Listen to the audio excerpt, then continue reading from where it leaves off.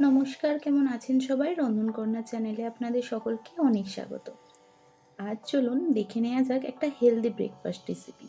এটা টিফিন রেসিপিও হতে পারে, ছোট হোক কিংবা বড়, ব্রেকফাস্ট কিংবা টিফিনে। এটা কিন্তু খুবই ভালো একটা অপশান হতে পারে। তো চলুন সময় নষ্ট না করে দেখে নেওয়া যাক আজকের এই হেলদি পোহার রেসিপি।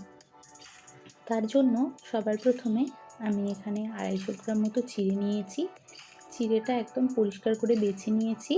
এরপর এটাকে খুব ভালো করে ধুয়ে জল ঝরিয়ে রেখে দেব। এর জন্য অনেকগুলো ভেজিটেবলস আমি কেটে নিয়েছি, তো চলুন দেখে নেওয়া যাক। প্রথমে নিয়েছি গাজর, বিনস, পেঁয়াজ, এখানে নিয়েছি বাদাম, কাঁচা লঙ্কা কুচি আর অল্প কিশমিশ। আপনারা চাইলে এখানে আরও অন্যান্য সবজি কিংবা ড্রাই ফ্রুটস অ্যাড করতে পারেন। এরপর কড়াইতে সাদা তেল আর ঘি একসাথে আমি গরম করে নিয়েছি। এর মধ্যে কারি পাতা আর একটা ছোট চামচের কালো সর্ষের ফোড়ন দিচ্ছি, আর দিয়ে দিচ্ছি অল্প একটু দারচিনির টুকরো। দিয়ে এটাকে 30 থেকে 40 সেকেন্ড মতো আমাকে ভেজে নিতে হবে মিডিয়াম টু লো ফ্লেমে। ভাজা হয়ে গেলে এর মধ্যে দিয়ে দেব কুচনো গাজরগুলো আর পেঁয়াজটা।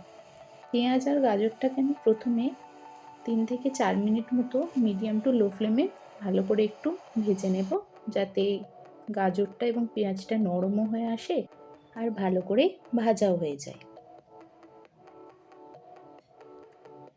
গাজর আর পেঁয়াজটা যখন প্রায় ভাজা হয়ে গেছে, এর মধ্যে আমি দিয়ে দেব কেটে রাখা বিনসগুলো। বিনসগুলো দেওয়ার পরেও 2 থেকে 3 মিনিট গ্যাসের ফ্লেমটা একটু হাই করে দিয়ে এগুলোকে ভেজে নিতে হবে। ভাজা হয়ে গেলে এর মধ্যে আমি দিয়ে দেব কুচনো লঙ্কা, বাদাম আর কিশমিশ।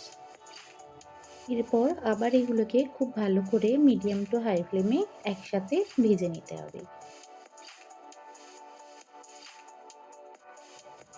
ভাজা হয়ে গেলে এর মধ্যে দিয়ে দেবো আগে থেকে ভিজিয়ে এবং জল ঝরিয়ে রাখা চিড়েগুলো।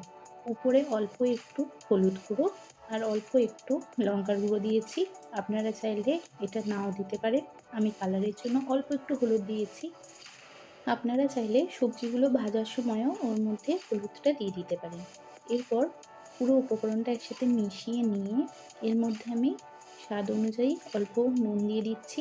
আবারও এটাকে মিডিয়াম টু হাই ফ্লেমে একটু মিশিয়ে নিয়ে সবশেষে এর মধ্যে দিয়ে দেব 1 চামচ গরম মশলার গুঁড়ো। গরম মশলার গুঁড়ো দিয়ে ভালো করে মিশিয়ে নামিয়ে নিলেই তৈরি হয়ে যাবে চটজলদি ব্রেকফাস্ট।